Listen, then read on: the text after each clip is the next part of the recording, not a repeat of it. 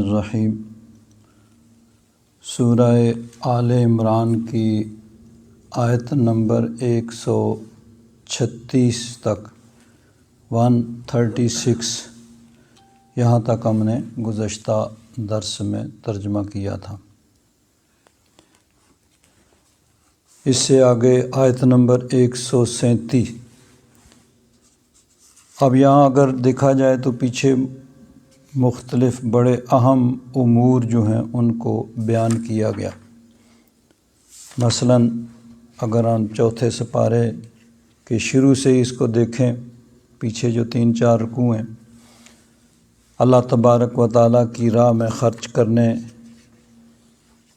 اس کا آغاز چوتھے سپارے کا کہ اللہ کی راہ میں پسندیدہ چیز خرچ کرو گے تب تم انفاق فی سبیل اللہ کی حقیقت کو پاؤ گے۔ اس کے بعد وَاعْتَصِمُوا بِحَبْلِ اللَّهِ جَمِيعًا سے مسلمانوں کو اتحاد اور اتفاق کا حکم دیا گیا اور انتشار سے بچنے کا حکم دیا گیا۔ اسی طرح آگے غزوہ بدر میں مسلمانوں کی کامیابی اور غزوہ احد میں کچھ مسلمانوں کی لغزش کی وجہ سے جو مسلمانوں کا نقصان ہوا اس کا ذکر ہوا۔ پھر اسی طرح اس کے بعد سود کی ممانعت اور متقین کی ان کی فضیلت کا بیان کیا کہ جو اللہ تبارک و تعالیٰ سے ڈرتے ہیں وہ کون لوگ ہیں، ان کا درجہ مرتبہ بیان فرمایا۔ اب اس کے بعد ارشاد فرمایا قد خلت من قبلکم سنن، تم سے پہلے بھی طریقے گزر چکے ہیں، فسیروا فی الارض فانظروا کیف کان عاقبۃ المکذبین، پس تم زمین میں چلو پھرو اور دیکھو کہ جھٹلانے والوں کا کیسا انجام ہوا۔ یعنی جو اللہ تبارک و تعالیٰ کے احکام پر عمل جنہوں نے کیا ان کو اللہ تبارک و تعالیٰ نے بلند درجہ اور مرتبہ عطا فرمایا، اور جنہوں نے اس کے احکام کی خلاف ورزی کی، ان کو جھٹلایا، ان کا پھر انجام کیا ہوا کہ اللہ تبارک و تعالیٰ کا عذاب آیا اور اللہ تبارک و تعالیٰ کی پکڑ آئی۔ تو مسلمانوں کو متنبہ کیا جا رہا ہے کہ کامیابی دنیا کی اور آخرت کی کامیابی اللہ تبارک و تعالیٰ اور اس کے رسول کے احکام کی پابندی میں ہے۔ اللہ رسول کے احکام کی پابندی کرو کامیابی ہے، اور اللہ رسول کے احکام کی خلاف ورزی کرنے میں تمہاری دنیا میں بھی ناکامی ہے اور آخرت کی بھی ناکامی ہے۔ یہاں ایک بات بڑی اہم ہے، سنتن کی جمع ہے سنن۔ سنت کا معنی ہوتا ہے طریقہ اور رستہ، کوئی ایسا طریقہ جس کو اپنایا جائے، اختیار کیا جائے، اور یہ لفظ اللہ تبارک و تعالیٰ کے لیے بھی استعمال ہوا ہے، سنت اللہ، اللہ تبارک و تعالیٰ کی سنت یا اللہ تبارک و تعالیٰ کا طریقہ، سنت اللہ التی قد خلت فی عبادہ، یعنی اللہ تبارک و تعالیٰ کا طریقہ اور اللہ تبارک و تعالیٰ کا معمول، یعنی اللہ تبارک و تعالیٰ نے پہلے لوگوں کے ساتھ کیسے ان کا کیا انجام ہوا۔ تو سنت کا معنی ہوتا ہے طریقہ۔ ہمارے ہاں شرعی طور پر جب سنت کا لفظ بولا جاتا ہے تو یعنی فرض، واجب اور سنت۔ فرض وہ چیز ہوتی ہے جس کا کرنا ضروری ہے، اور واجب اس کا کرنا بھی ضروری ہے، یعنی عمل کے اعتبار سے دونوں برابر ہیں۔ لیکن فرض کا ثبوت جو ہوتا ہے وہ دلیل قطعی سے ہوتا ہے، اس کا انکار کرنے والا وہ دائرہ اسلام سے خارج ہو جاتا ہے، اور واجب کا ثبوت دلیل ظنی سے ہوتا ہے، یعنی اس پائے کی دلیل نہیں ہوتی ہے، اس لیے واجب کا انکار کرنے والے کو کافر نہیں کہا جائے گا بلکہ اس کو گمراہ کہا جائے گا، کیونکہ وہ دلیل قطعی نہیں ہوتی ہے۔ مثلا قرآن پاک کی آیات سے جو چیزیں ثابت ہوتی ہیں واضح طور پر صراحتاً ان کو فرض کہا جاتا ہے، اور احادیث مبارکہ کی روح سے جن چیزوں کا کرنا ضروری ہے ان کو واجب کہا جاتا ہے، کیونکہ احادیث مبارکہ کا ثبوت ظنی ہے کہ صحابہ اکرام نے 2-4 صحابہ نے سنا، ان سے آگے تابعین نے سنا، ان سے آگے تبع تابعین محدثین نے سنا۔ تو قرآن پاک یہ قطعی ہے، یعنی تواتر کے ساتھ ثابت ہے۔ تمام صحابہ کرام، بہت سے اتنے زیادہ صحابہ کرام کہ جہاں غلطی کا امکان نہیں ہے، اور پھر سب کا اس پہ اجماع ہو گیا کہ یہی قرآن پاک ہے، نہ اس میں کوئی کمی ہے نہ کوئی اضافہ ہے۔ تو فرض دلیل قطعی سے ثابت ہوتا ہے، واجب دلیل ظنی سے ثابت ہوتا ہے۔ سنت، نبی کریم صلی اللہ علیہ وسلم نے جو کام بطور عبادت کیے یا بطور عادت کے کیے، عادت کریمہ کے طور پر، اس کو سنت کہا جاتا ہے۔ عبادت کے طور پر مثلا فجر کی نماز سے پہلے نبی کریم صلی اللہ علیہ وسلم نے 2 رکعتیں ادا کی۔ فجر کے 2 فرض ہیں، فرضوں سے پہلے آپ نے 2 رکعت نفل کے ادا کیے، اب یہ ہمارے لیے سنت ہو گیا۔ ظہر کے 4 فرضوں سے پہلے آپ نے 4 رکعت ادا کی، نوافل کی، ہمارے لیے یہ سنت ہو گئیں۔ اسی طرح عصر سے پہلے 4 رکعت آپ نے ادا کیں، کبھی 2 بھی ادا فرمائیں۔ مغرب کے فرضوں کے بعد آپ نے 2 رکعت ادا کیں، عشاء کے فرضوں سے پہلے 4 رکعت آپ نے ادا کیں، اور فرضوں کے بعد 2 رکعت آپ نے ادا کیں۔ تو حضور نے یہ کام بطور عبادت کیا، ہمارے لیے یہ سنت ہو گیا۔ اب سنت میں پھر آگے جس کی آپ نے تاکید فرمائی کہ بھئی اس کو کرو، اس کو سنت مؤکدہ کہا گیا، اور جس کی تاکید نہیں فرمائی وہ سنت غیر مؤکدہ ٹھہری۔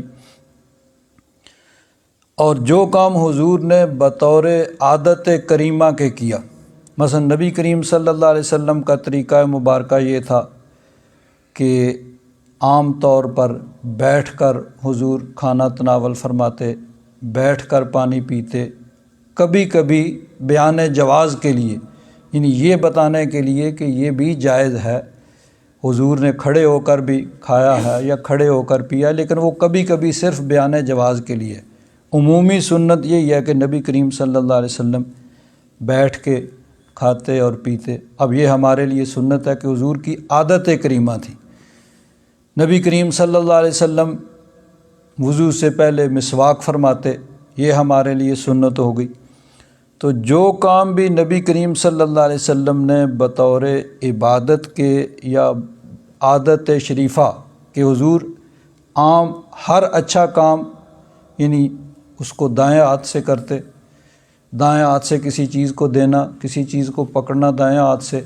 یہ سنت ہو گئی ہمارے لیے۔ ہر کام کو دائیں طریقے سے، مثلا جوتا پہننا ہے پہلے دایاں جوتا پہنا، کنگھی کرنی ہے تو حدیث پاک میں آتا ہے حتی تنعل و ترجل، ترجل کا معنی کنگھی شریف، تو پہلے دائیں طرف پھر بائیں طرف، جوتا پہننا ہے پہلے دایاں پھر۔ تو یہ نبی کریم صلی اللہ علیہ وسلم کی سنت مبارکہ ہو گئی۔ نبی کریم صلی اللہ علیہ وسلم نے داڑھی شریف رکھی، داڑھی شریف کو پسند فرمایا، اس کی تاکید فرمائی، تو اب یہ داڑھی نبی کریم صلی اللہ علیہ وسلم کی سنت۔ اب یہ سنت اس اعتبار سے کہا جاتا ہے کہ نبی کریم صلی اللہ علیہ وسلم نے داڑھی شریف رکھی، ورنہ حضور نے جب حکم دیا تو حکم جب حضور کے حکم سے یہ واجب ہے داڑھی شریف۔ سنت اس کو اس لیے کہا جاتا ہے کہ نبی کریم صلی اللہ علیہ وسلم نے داڑھی رکھی ہے اور حکم دیا ہے، اس اعتبار سے داڑھی واجب ہوگی۔ تو نبی کریم صلی اللہ علیہ وسلم نے جو کام بطور عبادت کے کیا ہے یا بطور عادت شریفہ کے کیا ہے وہ امت کے لیے سنت ہو گئی۔ اور صحابہ کرام سے لے کر آج تک جس نے بھی جو درجہ اور جو مرتبہ پایا ہے وہ نبی کریم صلی اللہ علیہ وسلم کی سنت مبارکہ کو اپنا کے، حضور کی سنت پر عمل کر کے جس کو جو کچھ حاصل ہوا، اللہ تبارک و تعالیٰ کی بارگاہ میں جس کو جو درجہ ملا ہے، جو مرتبہ ملا ہے، وہ نبی کریم صلی اللہ علیہ وسلم کی سنت پر عمل کر کے ملا ہے۔ حضرت شیخ سعدی رحمۃ اللہ تعالیٰ علیہ نے فرمایا، خلاف پیمبر کسے راہ گزید، ہرگز میں منزل نہ خواہد رسید، کہ جو نبی کریم صلی اللہ علیہ وسلم کے طریقے کے خلاف چلے گا وہ پھر منزل کو نہیں پہنچے گا، منزل پہ وہی پہنچے گا، اللہ تبارک و تعالیٰ کی بارگاہ میں اسی کی رسائی ہوگی جو نبی کریم صلی اللہ علیہ وسلم کے طریقے کے مطابق چلے گا۔ حضرت عبداللہ بن عمر رضی اللہ تعالیٰ عنہ کا طریقہ مبارکہ یہ تھا، اب آپ سفر کرتے مدینہ شریف سے مکہ شریف کا اور مکہ شریف سے مدینہ شریف کا سفر کرتے۔ اب سفر میں انسان اپنی سہولت کے تحت کہیں رکتا ہے۔ اس زمانے میں جس طرح سفر ہوتا تھا، جہاں کہیں پانی کا چشمہ ہوا، جہاں آبادی ہوئی وہاں قیام کیا، رات گزاری، صبح چلے، اس طرح۔ لیکن حضرت عبداللہ بن عمر کا طریقہ کیا تھا کہ مدینہ شریف سے چلتے تو اس بات کو سب سے پہلے مد نظر رکھتے کہ نبی کریم صلی اللہ علیہ وسلم مدینہ شریف سے چلے تھے، کس رستے سے چلے تھے اور کہاں جا کے قیام کیا تھا، کہاں ظہر پڑی تھی، کہاں عصر پڑی تھی، کہاں مغرب پڑی تھی، کہاں عشاء پڑی تھی، رات کہاں بسر کی تھی، فجر کہاں پڑی تھی۔ اس چیز کو سب سے پہلے مد نظر رکھتے، بھئی یہ بھی سنت۔ حالانکہ نبی کریم صلی اللہ علیہ وسلم نے اس چیز کو ایک ضرورت کے تحت کیا، بھئی ٹھیک ہے چلے، اور جہاں ضرورت پڑی وہاں قیام کر لیا اور آگے چل پڑے۔ سفر میں جا رہے ہیں، یہ کام بطور عبادت کے نہیں ہو رہا، نہ عادت کے طور پر ہو رہا، لیکن حضرت عبداللہ بن عمر اس کا بھی اہتمام فرماتے۔ جہاں نبی کریم صلی اللہ علیہ وسلم نے نماز پڑھی وہیں پہ نماز پڑھتے۔ اب بخاری شریف کے اندر حدیث پاک ہے کہ نبی کریم صلی اللہ علیہ وسلم نے ایک جگہ مکہ شریف اور مدینہ شریف کے درمیان میں کسی جگہ قیام کیا۔ اب کوئی درخت ہوگا، کوئی وہاں کوئی چشمہ ہوگا یا اس طرح کی کسی جگہ آپ ٹھہرے۔ اب اس کے بعد کچھ عرصہ بعد لوگوں کو معلوم تھا بھئی یہ جگہ ہے، یہاں پہ حضور نے قیام کیا تھا، کسی محبت والے نے وہاں جو مناسب جگہ قریب سمجھی وہاں مسجد بنوا دی کہ یہاں حضور نے قیام کیا تھا۔ یہ بھی اہل محبت کا طریقہ ہے کہ جہاں محبوب کے قدم لگے ہیں وہاں اکثر جگہوں پہ مسجدیں بنی ہوئی ہیں، تو وہاں مکہ شریف اور مدینہ شریف کے درمیان میں وہ جگہیں جہاں حضور نے قیام کیا تھا، بعد میں اہل محبت نے وہاں مسجدیں بنوا دی تھیں۔ اب ایک جگہ پہ حضور نے قیام فرمایا تھا اور وہاں بعد میں مسجد بنی۔ جس آدمی نے اس کو تو یہ پتہ نہیں تھا کہ خاص یعنی یہ جگہ ہے جہاں پہ نبی کریم صلی اللہ علیہ وسلم نے قیام کیا تھا، یہ پتہ تھا کہ اس جگہ یہ جو ہے یہاں ان کو جو مناسب جگہ ملی وہاں انہوں نے مسجد بنوا دی۔ حضرت عبداللہ بن عمر چونکہ حضور نبی کریم صلی اللہ علیہ وسلم کے ساتھ تھے اور ایگزیکٹ اس جگہ کو جانتے تھے جہاں حضور نے قیام کیا تھا، جہاں حضور کا خیمہ تھا، جہاں حضور نے، تو وہ جگہ مسجد سے کچھ چند گز یا چند قدم کے فاصلے پر تھی۔ اب مسجد بنی ہوئی ہے، سب لوگ اسی نیت سے کہ یہاں حضور نے قیام کیا تھا اس مسجد میں نماز بھی پڑھتے ہیں۔ ظاہر بات ہے حضور کی سنت پر جب اس نیت سے وہ پڑھیں گے تو ان کو سنت پر عمل کرنے کا ثواب بھی ملے گا۔ حضرت عبداللہ بن عمر اس مسجد میں نماز نہیں پڑھتے تھے، بلکہ اس کے باہر اس کے قریب وہ جگہ جہاں نبی کریم صلی اللہ علیہ وسلم ٹھہرے تھے اور حضور نے وہاں نماز ادا کی تھی وہاں نماز پڑھتے تھے۔ اب اگر آج کے دور کے لوگ جو ہر بات پہ شرک کا فتویٰ، یہ فرق، یہ شرک، یہ شرک، تو حضرت عبداللہ بن عمر پر کیا فتویٰ لگے گا؟ بھائی مسجد میں نہیں پڑھتے۔ اور بخاری شریف کی حدیث ہے، یہ نہیں کہیں کہ جی کہ مولانا احمد رضا نے کہا ہے کہ تو نہیں مانتے، بخاری شریف کے اندر ہے کہ مسجد میں نہیں پڑھتے اس کے قریب وہ جگہ، کیونکہ ان کو پتہ تھا کہ وہ جگہ کہاں ہے جہاں نبی کریم صلی اللہ علیہ وسلم ٹھہرے تھے، مسجد اس سے چند قدم کے فاصلے پہ تھی۔ تو سنت حضرت عبداللہ بن عمر یا سارے صحابہ کرام، اور صحابہ کرام کے بعد حضرت عبداللہ بن عمر کو دیکھا کسی نے ایک دفعہ کہ اونٹنی کی نکیل پکڑی ہوئی ہے اور ایک جگہ کھلی جگہ ہے، گراؤنڈ کہہ لیں، وہاں پہ چکر لگا رہے ہیں۔ تو کسی نے پوچھا کہ کیا کر رہے ہیں، یہ کیا مقصد ہے چکر لگانے کا؟ انہوں نے کہا مجھے پتہ تو نہیں ہے، میں نے نبی کریم صلی اللہ علیہ وسلم کو ایک مرتبہ دیکھا تھا، حضور یہاں پہ اونٹنی کی نکیل پکڑے ہوئے حضور نے چکر لگایا تھا، تو بس میں تو اس سنت پہ عمل کر رہا ہوں، باقی وہ اس کا حضور کا کیا مقصد تھا، کیا وجہ تھی، اس کا نہیں مجھے معلوم، لیکن یہ میں نے دیکھا ہے۔ تو یہ طریقہ ہے صحابہ کرام رضوان اللہ تعالی علیہم اجمعین کا۔ اور حضرت مجدد الف ثانی رحمۃ اللہ تعالی علیہ، شیخ احمد سرندی رحمۃ اللہ تعالی علیہ، آپ بھی سارے بزرگان دین کا یہی طریقہ ہے کہ بھی جس نے جو بھی حاصل کیا ہے وہ سنت پہ عمل کر کے حاصل کیا ہے، سنت پہ جس طریقے سے نبی کریم صلی اللہ علیہ وسلم نے جس کام کو سر انجام دیا ہے، وہ اب ساری امت میں جس نے جو کچھ اگر کچھ مرتبہ اور درجہ حاصل کرنا ہے تو اس کے ذریعے سے ہی حاصل ہوگا۔ جس چیز کو نبی کریم صلی اللہ علیہ وسلم نے پسند کیا ہے اس کو پسند کرو، چاہے وہ خواہش کے خلاف ہو، جس چیز کو حضور نے ناپسند کیا اس کو ناپسند کیا جائے۔ بخاری شریف کے اندر حدیث پاک ہے، حضرت انس بن مالک رضی اللہ تعالیٰ عنہ فرماتے ہیں کہ مدینہ شریف کے اندر ایک لڑکا تھا جو درزی کا کام کرتا تھا، اس نے نبی کریم صلی اللہ علیہ وسلم کی دعوت کی، حضور تشریف لے گئے، حضور کے خادم تھے حضرت انس بن مالک رضی اللہ تعالیٰ عنہ، وہ بھی حضور کے ساتھ گئے۔ اب وہ جو جنہوں نے دعوت کی تھی وہ کوئی نوجوان لڑکا تھا، وہ درزی کا کام کرتا تھا، اور حضور کی اپنے گھر پہ انہوں نے دعوت کی۔ انہوں نے حضور نبی کریم صلی اللہ علیہ وسلم کے لیے جو اپنی حیثیت کے مطابق دعوت تیار کی کہ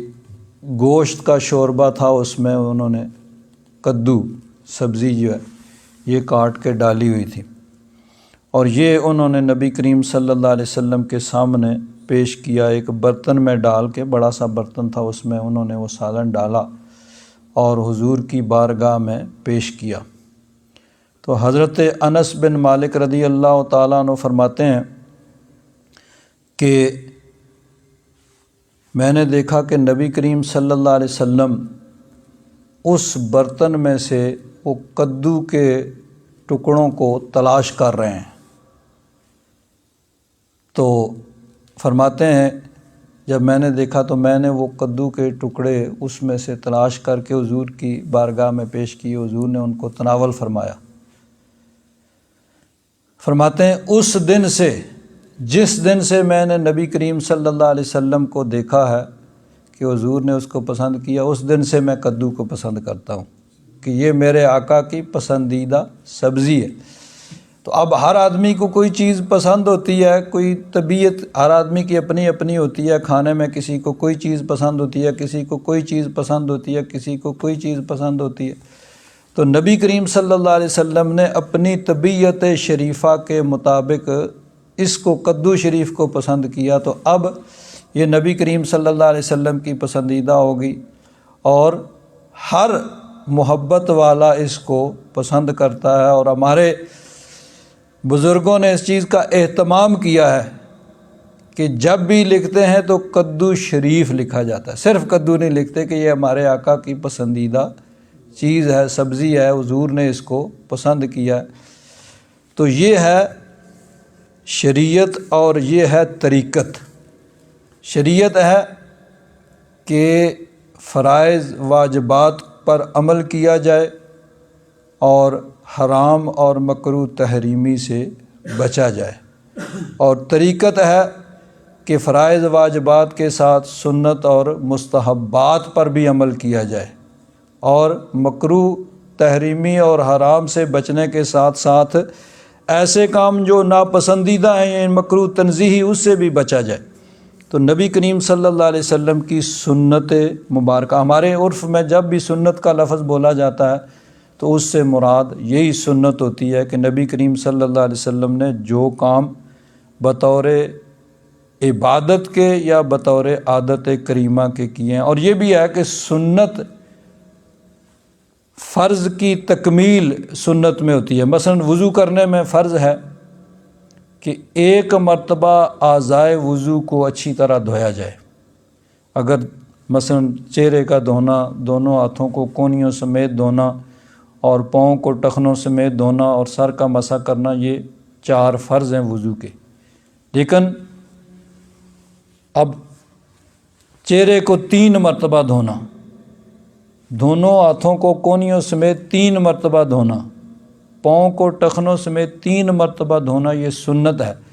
کہ فرض 1 مرتبہ ہے، سنت 3 مرتبہ ہے، کہ تاکہ اس کی تکمیل ہو جائے، اس میں کسی قسم کی کمی نہ رہ جائے۔ تو سنت کا مطلب جو نبی کریم صلی اللہ علیہ وسلم نے بطور عادت یا بطور عبادت کے جو کام کیے۔ ویسے لفظی لغوی طور پر سنت کا معنی ہوتا ہے طریقہ، کہ پہلے سنتیں گزر چکی ہیں، پہلے طریقے گزر چکی ہیں، پہلے امتیں گزر چکی ہیں، پہلے لوگ گزر چکے ہیں۔ قد خلت من قبلکم سنن، تو ان سے پہلے سنتیں گزر چکی ہیں، یعنی بہت سے لوگ گزر چکی ہیں، بہت سی امتیں، بہت سے طریقے۔ فسیروا فی الارض فانظروا کیف کان عاقبۃ المکذبین، پس تم زمین میں چلو اور دیکھو کہ جھٹلانے والوں کا کیسا انجام ہو۔ ھذا بیان للناس، یہ ھذا سے مراد قرآن پاک، یہ بیان ہے لوگوں کے لیے، وہدن، اور ہدایت ہے، وموعظۃ، اور نصیحت ہے، للمتقین، متقین کے لیے۔ اب بیان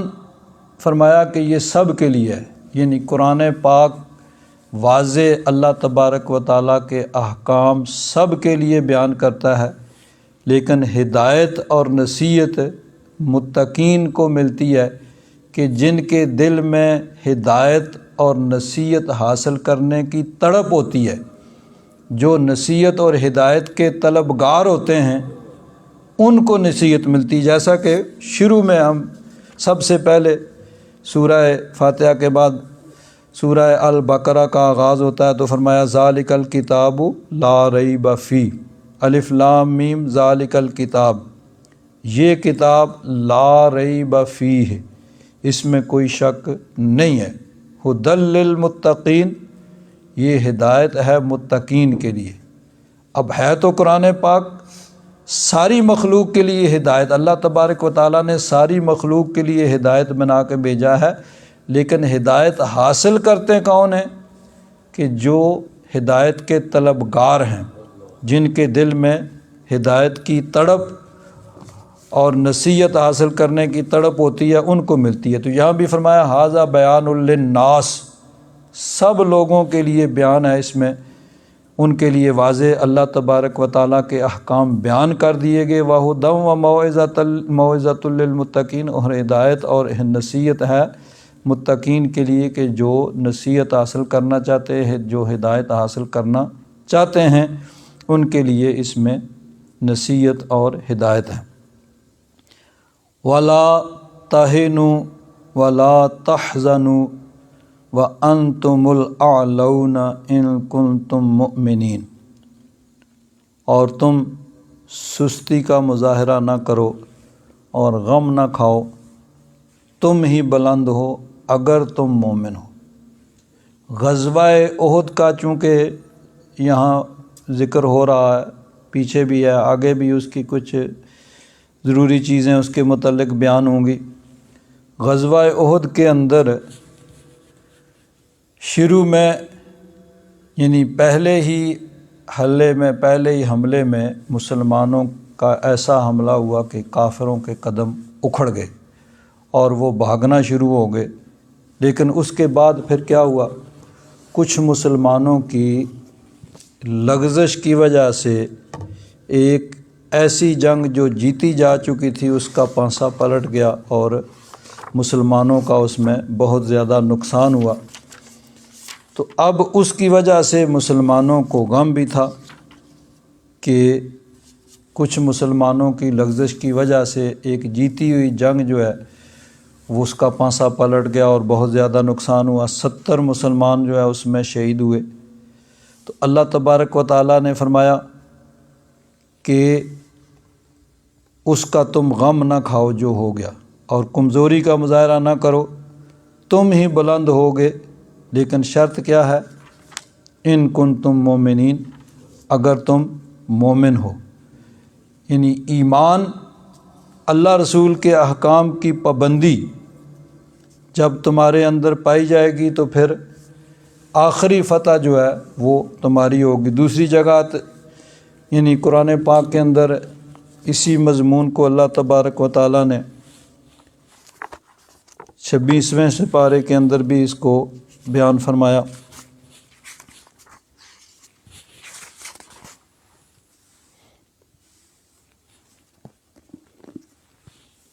فلا تہنوا وتدعوا الی السلم وانتم الاعلون واللہ معکم ولن یترکم اعمالکم۔ یہاں بھی یہی ہے کہ کمزوری کا مظاہرہ نہ کرو، اور اللہ تبارک و تعالیٰ نے کامیابی تمہارے لیے ہی رکھی ہوئی ہے، شرط وہی ہے کہ ایمان۔ اور تاریخ اس بات کی شاہد ہے کہ جب بھی مسلمانوں نے اللہ تبارک و تعالیٰ کے احکام کے مطابق عمل کیا، کامیابی ان کی ہوئی، اور یہ اللہ تبارک و تعالیٰ کا وعدہ ہے قیامت تک کے لیے، وَأَنْتُمُ الْأَعْلَوْنَ، تم ہی بلند ہوگے، لیکن اس کے لیے شرط یہ ہے کہ ان کنتم مؤمنین، اگر تم مومن ہو۔ تو اگر یہ شرط پوری کی جائے گی، جب بھی ہو، مشرق میں ہو، مغرب میں ہو، شمال میں ہو، جنوب میں ہو، کسی بھی موقع پہ جب مسلمان مومن اس شرط کو پورا کریں گے تو اللہ تبارک و تعالیٰ کا وعدہ جو ہے وہ پورا ہوگا۔ آگے فرمایا ان یمسسکم قرح، اگر تمہیں تکلیف پہنچی ہے، زخم لگا ہے، فقد مس القوم قرح مثلہ، تو یہ قوم یعنی کافر جن کے ساتھ تمہارا مقابلہ ہے، جن کے ساتھ تمہاری لڑائی ہوئی اور اس میں تمہیں نقصان پہنچا، تمہیں تکلیف پہنچی، تو ان کو بھی اسی کی مثل وہ تکلیف پہنچ چکی ہے۔ کہ غزوہ بدر کے اندر اس کا واقعہ پیچھے گزرا کہ مسلمانوں کی تعداد جو ہے وہ بڑی تھوڑی سی ہے، 313، اور کافر اس کے مقابلے میں 1000، اور مسلمان نہتے خالی ہاتھ، جن کے پاس لڑائی کا سامان بھی نہیں ہے، کیونکہ وہ لڑائی کی نیت سے ہی گھر سے نہیں نکلے تھے، اور کافر جو ہیں وہ مسلح ہیں اور باقاعدہ گھر سے لڑائی کی نیت سے، ارادے سے نکلے ہیں، اور جو اس زمانے میں جو اسلحہ لڑائی کے لیے ہوتا تھا وہ سب ان کے پاس موجود ہے۔ تو ایک طرف 313 اور نہتے، اور دوسری طرف ان سے 3 گنا سے بھی زیادہ یعنی 1000 اور مسلح۔ لیکن جب مسلمانوں نے اللہ تبارک و تعالیٰ اور اس کے احکام کی پابندی کی، ان کنتم مومنین کی شرط کو پورا کیا، تو اللہ تبارک و تعالیٰ نے ان کو کامیابی عطا فرمائی۔ اور غزوہ احد میں جب کچھ مسلمانوں سے لغزش ہوئی تو اس کا نتیجہ یہ نکلا کہ مسلمانوں کا نقصان ہوا، اور مسلمانوں میں سے 70 مسلمان صحابہ کرام کی شہادت ہوئی۔ تو اللہ تبارک و تعالیٰ نے فرمایا ان یمسسکم قرح، اگر تمہیں زخم پہنچا ہے، تکلیف پہنچی ہے، فقد مس القوم قرح مثلہ، تو اس قوم جن سے تمہاری لڑائی ہے ان کو بھی اس کی مثل زخم اور تکلیف پہنچ چکی ہے، کہ اگر تمہارے 70 آدمی اس غزوہ میں احد میں شہید ہوئے ہیں تو ان کے 70 آدمی اس میں مارے جا چکے ہیں، اور 70 ان کے گرفتار بھی ہوئے تھے۔ وَتِلْكَ الْأَيَّامُ نُدَاوِلُهَا بَيْنَ النَّاسِ، اور یہ جو ہے نا ان ایام کو، ان دنوں کو ہم لوگوں کے درمیان گھماتے پھراتے رہتے ہیں کہ یہ ضروری نہیں ہے کہ ہمیشہ ہی ہر جنگ میں مسلمانوں کو فتح ہو۔ یہ اللہ تبارک و تعالیٰ کا طریقہ ہے کہ اس میں کبھی کسی قوم کی، کبھی کسی قوم کی فتح، یہ چیز شروع سے چلی آ رہی ہے۔ چنانچہ بخاری شریف کے اندر ایک حدیث پاک ہے کہ حضرت ابو سفیان، وہ اس کے راوی ہیں، اس سے حضرت عبداللہ بن عباس نے روایت کی کہ نبی کریم صلی اللہ علیہ وسلم نے جب نامہ مبارک اپنا خط قیصر روم کو لکھا، اس کو ایمان کی دعوت دی، تو اس نے کہا بھئی مکہ عرب سے یہ خط آیا ہے، تو دیکھو یہاں کچھ لوگ ایسے ہوں جو اس قوم کے، اس کے قبیلے جس نے یہ خط لکھا، یعنی نبی کریم صلی اللہ علیہ وسلم، اس کے خاندان کے، قبیلے کے، اس شہر کے لوگ اگر ہوں تو پہلے میں ان سے کچھ سوالات کروں اور پوچھوں اس خط لکھنے والے یعنی نبی کریم صلی اللہ علیہ وسلم کے متعلق۔ چنانچہ حضرت ابو سفیان، اس وقت تک وہ مسلمان ابھی نہیں ہوئے تھے اور تجارت کی غرض سے وہ وہاں ملک شام ادھر موجود تھے، وہاں پہ بیت المقدس میں، تو ان کو بلایا گیا اور پوچھا گیا بھئی تم میں سے سب سے قریبی رشتہ دار اس کا کون ہے؟ تو حضرت ابو سفیان نے کہا، میں نے کہا سب سے قریبی اس جو یہاں پہ موجود ہیں، یہ جو گروپ یہاں قافلہ موجود ہے، ان میں سے سب سے قریبی تو میں ہی ہوں ان کا۔ اچھا بھائی، بلا لیا۔ اب ان کی زبان عربی تھی، اس کی اپنی ترجمان درمیان میں ترجمہ کر رہا ہے، ادھر سے سن کے ادھر، ادھر سے، تو بہت سے اس نے سوالات کیے۔ اس میں ایک سوال اس نے یہ بھی کیا کہ تمہاری آپس میں کچھ لڑائیاں ہوئی ہیں؟ انہوں نے کہا ہاں ہوئی ہیں۔ اچھا، ان کا نتیجہ کیا نکلا؟ تو انہوں نے کہا بھئی نتیجہ یہی ہے، کبھی ان کا پلہ بھاری رہتا ہے، کبھی ہمارا پلہ بھاری رہتا ہے۔ ایک جنگ میں انہوں نے کامیابی حاصل کی، ہمارے آدمی مارے گئے، دوسری میں ہم کامیاب ہو گئے، ہم نے ان کے مار دیے۔ تو اس نے کہا کہ یہی طریقہ شروع سے چلا آ رہا ہے، یہ نہیں ہے کہ جو یعنی حق پہ ہو ہمیشہ ہی اس کی کامیابی ہو، یہ اللہ تبارک و تعالیٰ کا طریقہ ہے، اللہ تبارک و تعالیٰ آزماتا ہے۔ تو اللہ تبارک و تعالیٰ نے فرمایا وَتِلْكَ الْأَيَّامُ نُدَاوِلُهَا بَيْنَ النَّاسِ، کہ ان دنوں کو ہم لوگوں کے درمیان گھماتے اور پھراتے رہتے ہیں۔ چنانچہ غزوہ احد کے دن بھی جب مسلمانوں کے پاؤں اکھڑ گئے، کافروں نے حملہ کیا آگے سے پیچھے سے، 70 مسلمان جو ہیں وہ شہید ہوئے، نبی کریم صلی اللہ علیہ وسلم کے دندان مبارک شہید ہوئے، حضور کا سر مبارک زخمی ہوا، حضور کا خون مبارک جاری ہوا۔ تو اس کے بعد ابو سفیان، یہ ابھی مسلمان نہیں ہوئے تھے اور کافروں کے لشکر کے یہ سربراہ تھے، تو پہاڑ کے اوپر کھڑے ہو کے وہ وہاں سے کہتے ہیں یہ دن بدر کے دن کا بدلہ ہو گیا، یعنی بدر میں تم نے ہمارے آدمیوں کو قتل کیا تھا، آج ہم نے اس کا بدلہ لے لیا، تو یہ اس کے دن کا بدلہ ہو گیا۔ لڑائی کے ڈولوں کی طرح، یعنی جس طرح ہوتا ہے نا کنویں کے اندر ڈول، وہ ادھر سے کبھی نیچے جاتا ہے کبھی اوپر جاتا ہے، تو اسی طرح یعنی وہ دن تمہارا تھا، آج کا دن ہمارا ہو گیا۔ اور اس نے کہا مقتولین میں سے تم کچھ لوگوں کا مسلح پاؤ گے، یعنی کچھ لوگوں کے ناک کان اور جسم کے دوسرے اعضاء کاٹے گئے ہوں گے، لیکن میں نے اس کا حکم نہیں دیا، تاہم مجھے یہ برا بھی نہیں معلوم ہوا۔ یعنی اس نے اس وقت کہا کہ میں نے نہیں کہا کہ یہ مسلح کیا جائے، ناک کان کاٹے جائیں، لیکن مجھے اس کی پرواہ بھی نہیں ہے، اگر کسی نے کیا ہے تو مجھے اس سے کیا۔ اس کے بعد اس نے کہا اعلو حبل، حبل بلند رہے، حبل بلند رہے۔ نبی کریم صلی اللہ علیہ وسلم نے صحابہ کرام سے فرمایا کہ اس کا جواب دو۔ صحابہ کرام نے عرض کیا یا رسول اللہ ہم کیا کہیں؟ تو نبی کریم صلی اللہ علیہ وسلم نے فرمایا کہ اللہ تبارک و تعالی، یہ تم کہو اللہ اعلیٰ و اجل، اللہ تبارک و تعالی بلند و برتر ہے۔ پھر ابو سفیان نے کہا اعلو عزا، کہ عزا جس کو یعنی وہ بلند رہے، اس کی شان بلند ہے۔ تو نبی کریم صلی اللہ علیہ وسلم نے صحابہ کرام سے فرمایا کہ تم اس سے کہو، تم جواب دو۔ عرض کیا یا رسول اللہ کیا جواب دیں؟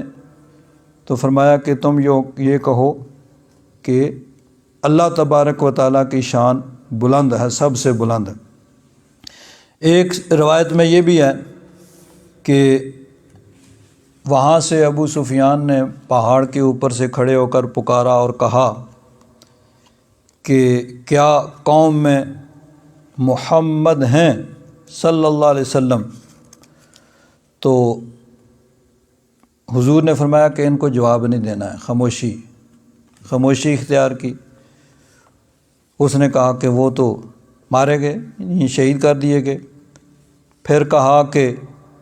ابو بکر ہیں اس قوم میں؟ حضور نے فرمایا جواب نہیں دینا، صحابہ کرام خاموش ہیں۔ تو اس نے کہا وہ بھی مارے گئے۔ پھر اس نے کہا عمر ہیں اس میں؟ اب بھی صحابہ کرام خاموش ہیں۔ تو اس نے کہا وہ بھی قتل ہو گئے۔ حضرت فاروق اعظم رضی اللہ تعالیٰ عنہ آپ پھر غضب میں آ کے اس کو پکارا کہ الحمدللہ نبی کریم صلی اللہ علیہ وسلم بھی موجود ہیں، صدیق اکبر بھی موجود ہیں، اور میں بھی موجود ہوں، اور تیری جو مراد ہے وہ پوری نہیں ہوگی، تیری خوشی جو ہے یہ وقتی اور عارضی ہے، تجھے وہ بات جو تجھے پسند ہے وہ تجھے کبھی حاصل نہیں ہوگی۔ تو ایک شخص تھا ابن کمیہ اس کا نام تھا، اس نے یہ مشہور کر دیا تھا کہ نبی کریم صلی اللہ علیہ وسلم شہید ہو گئے۔ تو ابو سفیان نے جب حضرت فاروق اعظم کی یہ بات سنی تو کہنے لگا کہ میری نظر میں تم ابن کمیہ سے زیادہ سچے ہو۔ پھر اس نے کہا کہ 1 سال کے بعد پھر ہمارا اور تمہارا بدر کے اندر مقابلہ ہوگا۔ پھر اس میں نبی کریم صلی اللہ علیہ وسلم لشکر لے کر وہاں بدر میں تشریف لے گئے، اور کافر جو تھے وہ وعدہ کر کے اس کے باوجود وہاں نہیں آئے، اور نبی کریم صلی اللہ علیہ وسلم وہاں تشریف رکھے۔ تو بہرحال اللہ تبارک و تعالیٰ نے ارشاد فرمایا وَتِلْكَ الْأَيَّامُ نُدَاوِلُهَا بَيْنَ النَّاسِ إِن يَمْسَسْكُمْ قَرْحٌ فَقَدْ مَسَّ الْقَوْمَ قَرْحٌ مِثْلُهُ، اگر تمہیں زخم پہنچی ہے، چوٹ لگی ہے، تمہیں یعنی تکلیف اور نقصان پہنچا ہے، تو اس قوم کو بھی اسی جیسا زخم پہلے لگ چکا ہے، ان کو بھی اتنی ہی تکلیف پہنچ چکی ہے۔ وَتِلْكَ الْأَيَّامُ نُدَاوِلُهَا بَيْنَ النَّاسِ، اور یہ ایام ہیں جن کو ہم لوگوں کے درمیان گھماتے اور پھراتے ہیں۔ وَلِيَعْلَمَ اللَّهُ الَّذِينَ آمَنُوا مِنْكُمْ وَتِلْكَ الْأَيَّامُ نُدَاوِلُهَا بَيْنَ النَّاسِ وَلِيَعْلَمَ اللَّهُ الَّذِينَ آمَنُوا وَيَتَّخِذَ مِنْكُمْ شُهَدَاءَ، اور تاکہ اللہ تبارک و تعالیٰ، یہ علم یعلم کا معنی ہوتا ہے جاننا، اور اللہ تبارک و تعالیٰ تو ہر چیز کو ہمیشہ سے ازل سے جانتا ہے، کسی چیز کے معرض وجود میں آنے سے پہلے بھی اللہ تبارک و تعالیٰ اس کو جانتا ہے، اس کی ماہیت، اس کے انجام، ہر چیز کو۔ تو اب لفظی معنی تھا کہ اللہ تبارک و تعالیٰ جانے، وَلِيَعْلَمَ اللَّهُ الَّذِينَ آمَنُوا، تاکہ اللہ تبارک و تعالیٰ ایمان والوں کو جانے، یعنی اللہ تبارک و تعالیٰ تو جانتا ہے، لیکن اللہ تبارک و تعالیٰ دوسروں پر ان کا ایمان ظاہر فرمانا چاہتا ہے۔ تو معنی یہ ہوگا کہ تاکہ اللہ تبارک و تعالیٰ ایمان والوں کو ظاہر فرما دے کہ کون سچے پکے مومن ہیں۔ تو اس میں واضح ہو گیا کہ نبی کریم صلی اللہ علیہ وسلم جب غزوہ احد کے لیے چلے تو 1000 کا لشکر حضور کے ساتھ تھا، رستے میں جا کے عبداللہ بن ابی اپنے 300 ساتھیوں کو لے کے واپس آ گیا، بھئی یہ لڑائی نہیں ہے، یہ تو موت کے منہ میں جانے والی بات ہے، تو وہاں سے واپس تو ایمان والے ظاہر ہو گئے اور منافقین بھی ظاہر ہو گئے۔ تو فرمایا کہ یہ اس لیے ہے کہ اگر تمہیں تکلیف پہنچی ہے ان کو بھی پہلے پہنچی تھی، اور یہ دن پھرتے رہتے ہیں تاکہ ایمان والے ظاہر ہو جائیں کون سچے پکے مومن ہیں۔ وَيَتَّخِذَ مِنکم شُہَدَاءَ، اور اللہ تبارک و تعالیٰ تم میں سے کچھ لوگوں کو شہادت کا مرتبہ عطا فرمائے۔ یعنی اس میں اللہ تبارک و تعالیٰ کی حکمت یہ تھی کہ کچھ لوگوں کے مقدر میں شہادت لکھی ہوئی تھی، انہوں نے شہادت حاصل کرنی تھی، اسباب اس کے پھر بنتے رہتے ہیں، تو اللہ تبارک و تعالیٰ کی حکمت یہ تھی کہ کچھ لوگوں کو شہادت کا مرتبہ حاصل ہو۔ اب شہید کسے کہتے ہیں؟ جو آدمی میدان جنگ میں حق کی خاطر، اسلام کی خاطر، دین کی خاطر لڑتا ہوا اپنی جان قربان کر دے، اس کو شہید کہا جاتا ہے۔ تو یہ شہادت حقیقی ہے کہ میدان جنگ کے اندر ہی اس کی یعنی موت واقع ہو جائے وہیں پہ۔ اگر وہاں پہ وہ زخمی ہوا اور اس کو وہاں سے پھر شہر یا آج کل کے دور میں جس طرح اسپتال منتقل کیا گیا، علاج معالجہ کیا گیا، اس کے بعد اس کا انتقال ہوا اسی زخم کی وجہ سے، تو وہ شہید تو ہے، شہادت کا درجہ مرتبہ ثواب تو ہے، لیکن حکمی طور پر اس کو شہید نہیں کہا جائے، حقیقی نہیں ہے بلکہ حکمی طور پر وہ شہید۔ اب پھر آگے شہید کے احکام میں کہ احکام کیا ہیں؟ شہید کے احکام میں تھوڑا بہت اختلاف ہے۔ بہرحال حضرت امام اعظم ابو حنیفہ رحمۃ اللہ تعالیٰ علیہ کے نقطہ نظر یا آپ کی تحقیق یہ ہے کہ جو آدمی میدان جنگ میں دین کی خاطر، حق کی خاطر لڑتا ہوا جان کا نذرانہ پیش کر دے، یعنی وہیں پہ اس کا انتقال ہو جائے، وہ کوئی علاج معالجہ یا اس کو وہاں سے منتقل نہ کیا جائے، تو اس کا حکم یہ ہے کہ اس کی نماز جنازہ تو پڑھی جائے گی باقی تمام شہداء یا تمام فوت شدگان کی طرح، لیکن اس کو غسل نہیں دیا جائے گا اور اس کو کفن بھی نہیں پہنایا جائے گا، بلکہ اس کا وہی لباس جو تھا اسی لباس کے اندر غسل بھی نہیں دیا جائے گا، صرف اس کا جنازہ پڑے گا۔ اور یہ چیز جو ہے شہدائے احد کے متعلق یہی ہے کہ نبی کریم صلی اللہ علیہ وسلم نے ان کو اسی حالت میں، یعنی جس حالت میں وہ شہید ہوئے تھے اسی طرح انہی کپڑوں میں خون کے ساتھ غسل نہیں ان کو دیا، اس ہی لباس کے ساتھ ان کو نبی کریم صلی اللہ علیہ وسلم نے نماز جنازہ پڑھ کے دفن کیا۔ تو اس اعتبار سے پھر اب شہید کے احکام، جو شہید حقیقی ہے اس کو نہ غسل دیا جائے گا نہ کفن پہنایا جائے گا، بلکہ اس کا کفن وہی اس کا لباس ہوگا جو اس نے اس وقت پہن رکھا تھا، اور اسی حالت میں غسل یعنی اس کا خون، حدیث پاک میں ہے کہ وہ بروز قیامت جب اٹھیں گے تو ان کے زخموں سے خون جو ہے وہ جاری ہوگا۔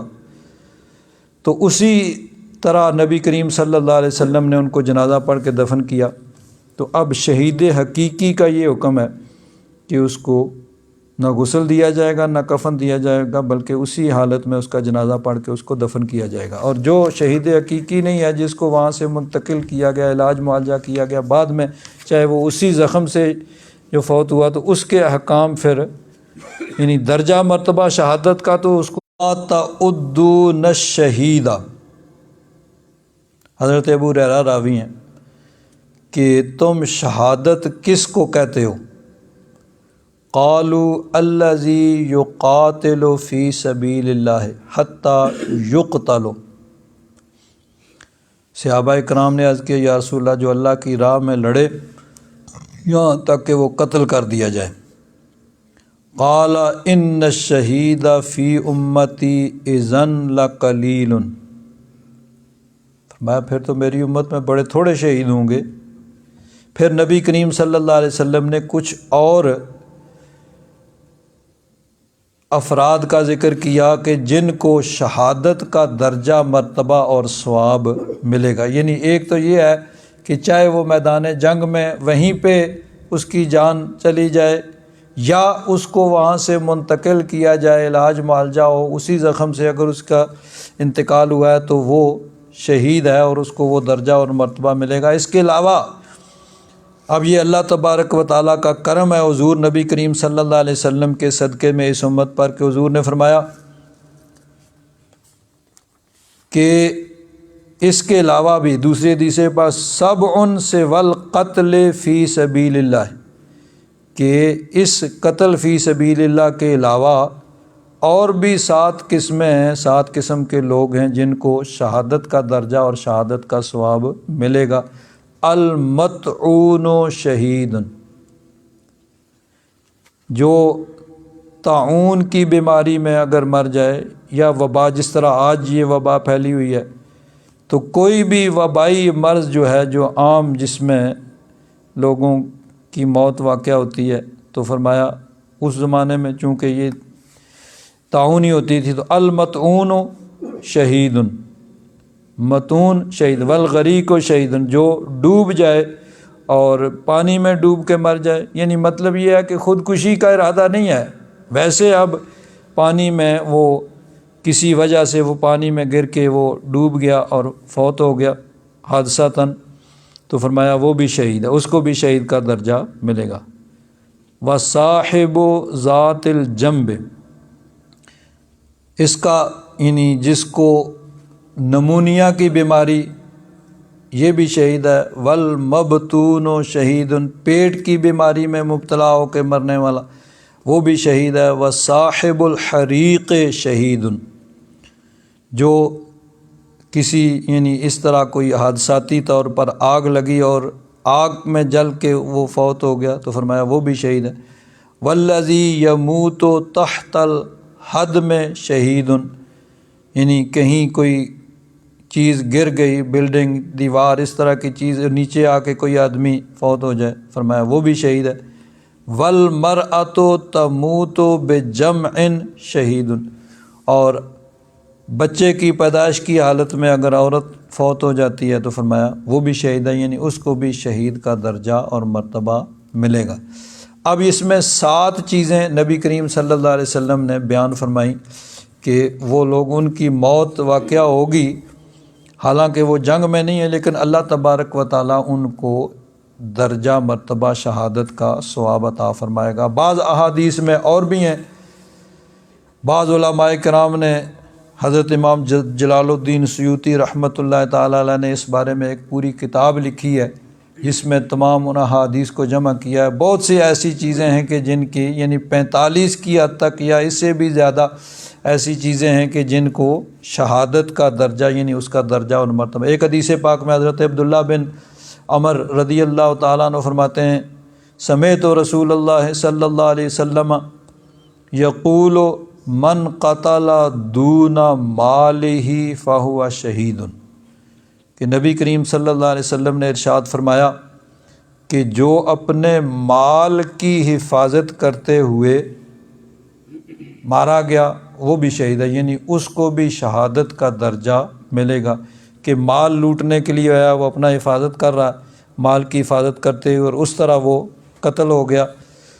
تو اس کو بھی شہادت کا درجہ ملے گا۔ ایک حدیث پاک میں ہے،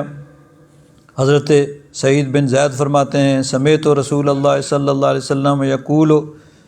من قتل دون مالہ فہو شہید ومن قتل دون دمہ فہو شہید ومن قتل دون دینہ فہو شہید ومن قتل دون اہلہ فہو شہید۔ 4 چیزیں حضور نبی کریم صلی اللہ علیہ وسلم نے اس میں بیان فرمائیں کہ جو اپنے مال کی حفاظت کرتے ہوئے مارا جائے وہ بھی شہید ہے، جو اپنے خون یعنی اپنی حفاظت کرتے ہوئے مارا جائے وہ بھی شہید ہے، جو اپنے دین کی حفاظت کرتے ہوئے مارا جائے وہ بھی شہید ہے، اور جو اپنے اہل و عیال کی حفاظت کرتے ہوئے مارا جائے وہ بھی شہید ہے، یعنی ان کو بھی درجہ مرتبہ شہادت کا ملے گا۔ اب یہ یاد رکھیں کہ اس طرح جو مارنے والے ہیں، جو ظلماً کسی کو ماریں گے، اگر وہ مارا جاتا ہے جس طرح ڈاکو وغیرہ آتے ہیں، تو ان کا خون پھر یعنی ایک تو وہ ظالم ہیں اور ظلم کی حالت میں وہ مارے گئے ہیں، اور ان کا خون پھر ہدر یعنی ضائع جاتا ہے، نہ اس کا قصاص ہوتا ہے، نہ اس کی دیت ہوتی ہے، نہ تو اس کے بدلے میں کسی کو قتل کیا جائے گا اور نہ ان کا خون بہا دیا جائے گا۔ لیکن جو آدمی اپنے مال کی، جان کی، اہل و عیال کی حفاظت کرتے ہوئے اگر وہ مارا جاتا ہے تو نبی کریم صلی اللہ علیہ وسلم نے فرمایا اس کو بھی شہادت کا درجہ اور مرتبہ ملے گا۔ اور ایک حدیث پاک میں فقال النبی صلی اللہ علیہ وسلم اشرف علی النبی صلی اللہ علیہ وسلم واصحابہ رجل من قریش من راس تل، ایک آدمی ٹیلے کے اوپر سے سامنے آیا تو صحابہ کرام نے عرض کیا ما اجلد ھذا الرجل، یہ آدمی کتنا مضبوط طاقتور ہے، لو کان جلدہ فی سبیل اللہ، یہ طاقت اپنی اللہ کی راہ میں اگر یہ خرچ کرتا تو کتنا اچھا ہوتا۔ فقال النبی صلی اللہ علیہ وسلم اوا لیس فی سبیل اللہ الا من قتل، کہ صرف جو اللہ کی راہ میں مارا جائے صرف وہی نہیں شہید ہوتا ہے، بلکہ حضور نے فرمایا ثم قال من خرج فی الارض یطلب حلالا یکف بہ اہلہ فہو فی سبیل اللہ، کہ جو اپنے اہل و عیال کو سوال کرنے سے بچانے کے لیے زمین میں رزق حلال کی طلب میں نکلا اور وہاں اس کا انتقال ہو گیا تو فرمایا وہ بھی فی سبیل اللہ، یعنی اس کو بھی فی سبیل اللہ اللہ کی راہ میں شمار کیا جائے گا۔ جب اللہ کی راہ میں موت واقع ہوئی تھی یعنی اس کو بھی شہادت کا درجہ اور مرتبہ ملے گا۔ تو جو اللہ تبارک و تعالیٰ کی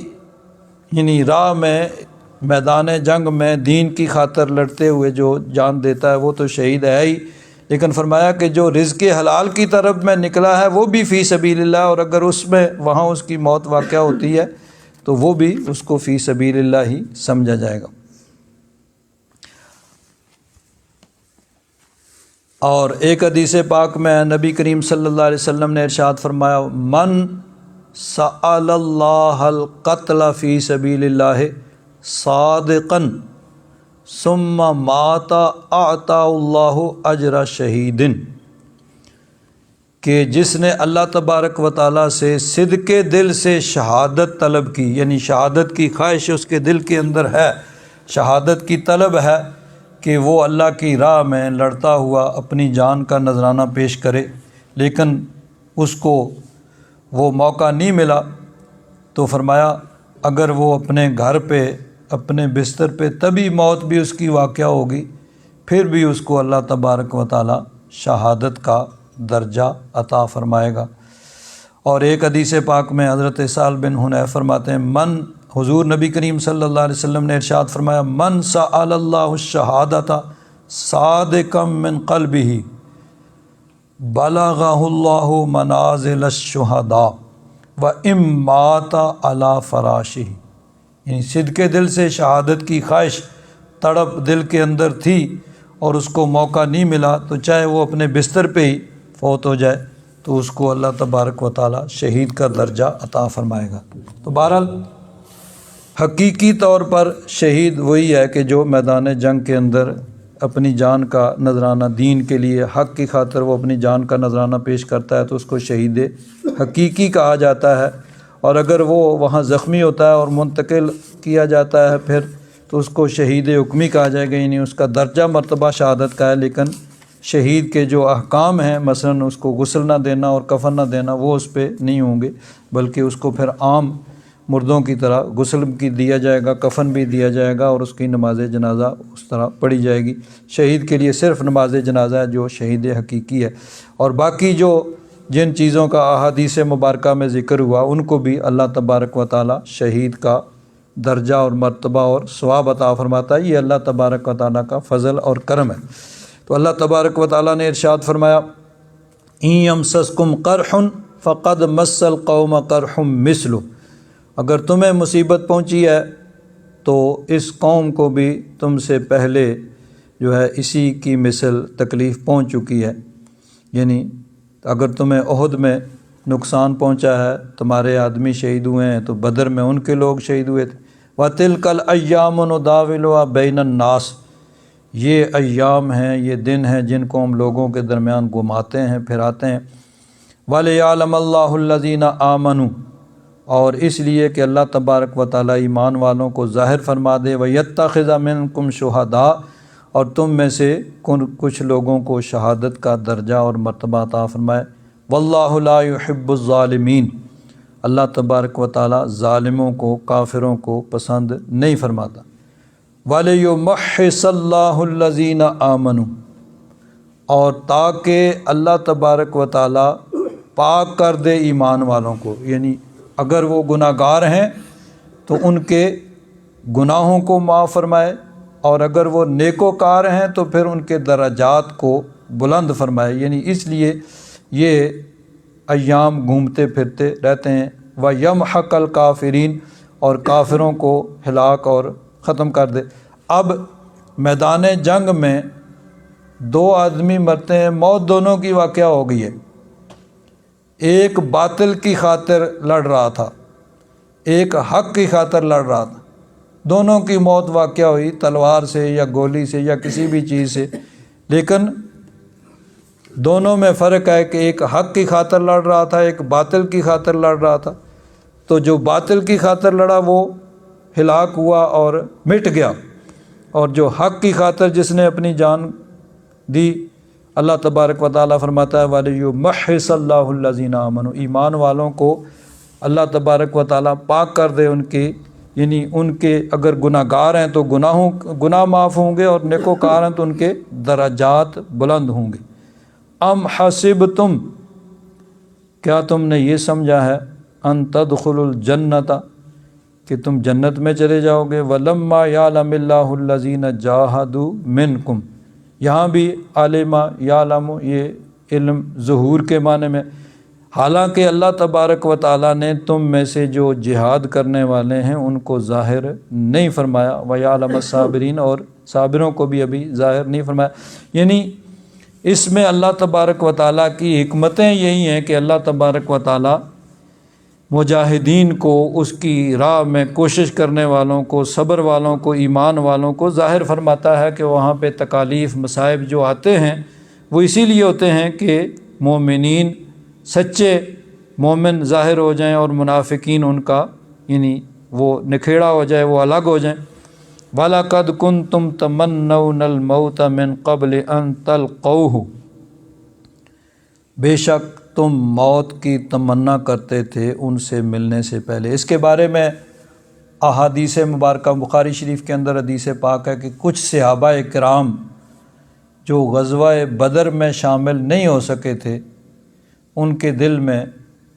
اس کا دکھ بھی تھا کہ ہم اس غزوہ میں شریک نہیں ہو سکے، اور ان کی خواہش تھی کہ اب اگر کبھی کفار سے مقابلہ ہوگا تو ہم اس کا بھی مداوع کریں گے جو ہم سے پہلے جو نہیں ہم حاصل کر سکے۔ تو وہ اس کا برملا اظہار بھی کیا کرتے تھے کہ اب اگر کہیں مقابلہ ہوگا تو پھر دنیا ہماری یعنی دین کی خاطر جو کوشش ہے اس کو دیکھے گی۔ تو اس چیز کا ذکر ہے کہ پہلے تم موت کی تمنا کرتے تھے، یعنی موت سے مراد یہاں شہادت ہے، تو وہ شہادت کی تمنا، یہ یاد رکھیں کہ شہادت کی تمنا اس کا مفہوم یہی ہے کہ انسان یہ خواہش کرے کہ دین کی خاطر، دین کی سربلندی کے لیے وہ لڑے، چاہے اس کے لیے اس کی جان بھی چلی جائے۔ یہ ہے شہادت کی تمنا۔ یہ نہیں ہے کہ کافر آ کے مجھے مار دیں، کیونکہ یہ یا موت کی تمنا کرنا اس طرح وہ درست نہیں ہے کہ آدمی موت کی تمنا کرے، خاص طور پر دنیا کے مصائب کی وجہ سے موت کی تمنا کرنا اس کی اجازت اور جائز نہیں ہے کہ کوئی آدمی دنیا کی تکالیف اور مصائب سے گھبرا کے وہ آکھے کہ میری موت آ جائے، یا وہ کہے کہ مجھے مار دیا جائے، جس طرح آج یہ دنیا میں اس طرح کے قانون بھی بنتے ہیں۔ ٹھیک ہے بھئی، خود اپنے آپ کو کوئی چاہے تو وہ اپنے آپ کو ختم کر سکتا ہے، شرعی اعتبار سے اس کی اجازت نہیں ہے۔ تو یہاں مراد موت کی تمنا کرنے سے مراد یہ ہے کہ شہادت کی تمنا، اور شہادت کی تمنا کا مطلب بھی یہی ہے کہ ان کی خواہش تھی کہ ہم دین کی خاطر لڑیں گے سر بلندی کے لیے، چاہے اس کے لیے ہماری جان بھی چلی جائے، جان کا نذرانہ پیش کرنا پڑے تو ہم جان کا نذرانہ پیش کریں گے، پھر بھی ہم پیچھے نہیں ہٹیں گے۔ تو اللہ تبارک و تعالیٰ نے فرمایا وَلَقَدْ كُنْتُمْ تَمَنَّوْنَ الْمَوْتَ مِنْ قَبْلِ أَنْ تَلْقَوْهُ فَقَدْ رَأَيْتُمُوهُ وَأَنْتُمْ تَنْظُرُونَ، تم نے کھلی آنکھوں کے ساتھ اس کو تم نے دیکھ بھی لیا ہے۔ تو بہت سے صحابہ کرام ایسے تھے کہ جن کی خواہش تھی۔ حضرت انس بن مالک رضی اللہ تعالیٰ عنہ کے چچا، ان کا نام بھی انس تھا، انس بن نضر، وہ غزوہ بدر میں شریک نہیں ہو سکے تھے، اور ان کی ہمیشہ یعنی یہ ان کی بڑی خواہش تھی کہ اب اگر کبھی ایسا موقع آئے تو وہ بھی حق کی خاطر بڑھ چڑھ کر، چنانچہ غزوہ بدر کے دن، پھر وہ غزوہ احد کے دن وہ وہاں شامل، جب یعنی کفار کا وہ حملہ ہوا اور مسلمانوں کے لشکر کے پاؤں اکھڑ گئے، تو انہوں نے مسلمانوں کے لوگوں کو یعنی صحابہ کرام کو پکڑ پکڑ کے کہا بھائی کدھر جا رہے ہو؟ مجھے تو جنت کی خوشبو احد سے آ رہی ہے اور تم ادھر جا رہے ہو۔ یعنی جب مسلمانوں کا لشکر وقتی طور پر تھوڑا آگے پیچھے ہو گیا، قدم اکھڑ گئے، جب دونوں طرف سے حملہ ہوا ادھر ادھر، تو وہ پکڑ پکڑ کے لوگوں کو کہتے بھائی کہاں جا رہے ہو؟ مجھے تو احد کی طرف سے جنت کی خوشبو آ رہی ہے۔ پھر آگے بڑھے اور انہوں نے یعنی کفار پہ اکیلے ہی حملہ کر دیا، اور بہت سے ان کے زخم ان کے جسم پہ آئے، اور وہاں پہ انہوں نے شہادت حاصل کی۔ تو اسی چیز کا تذکرہ اللہ تبارک و تعالیٰ نے اس آیہ مبارکہ میں فرمایا۔ الحمدللہ رب العالمین والصلاة والسلام علی حبیبہ سیدنا و مولانا محمد وعلی آلہ واصحابہ اجمعین۔ اللہم انک عفو کریم تحب العفو فاعف عنا یا غفور یا غفور یا غفور۔ صلی اللہ تعالیٰ علی حبیبہ سیدنا و مولانا محمد وعلی آلہ واصحابہ اجمعین برحمتک یا رب۔